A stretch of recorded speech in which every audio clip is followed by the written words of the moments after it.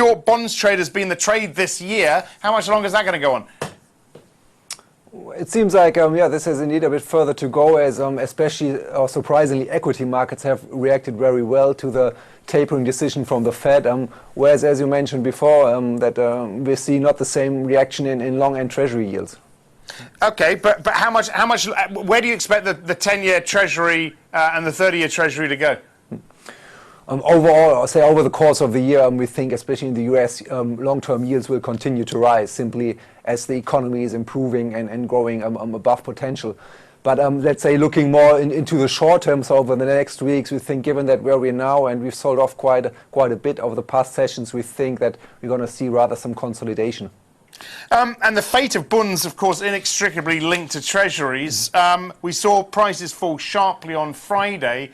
Where's the bottom for that, do you think, over the next few months?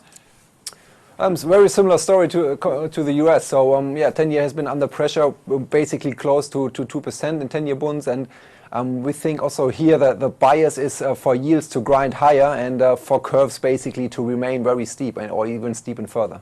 And of course, if you throw the ECB in, that curve steepening is probably more pronounced for the bond market, right? Absolutely.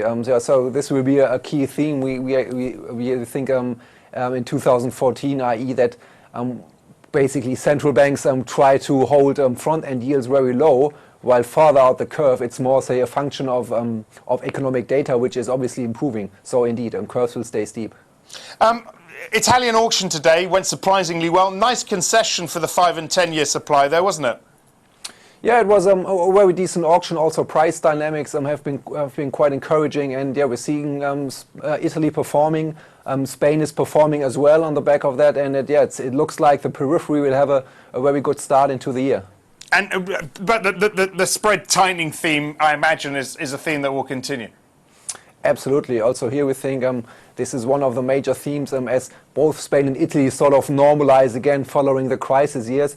Of course, we have to keep in mind that 2013 was quite spectacular, the spread tightening, so it will be a bit less pronounced. But overall, we think yes, the tightening will continue. What's the eurozone trade for you next year? Would you say?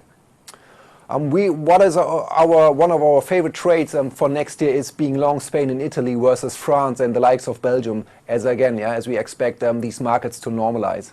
Okay, so long Spain, long Italy, shorting France. Exactly.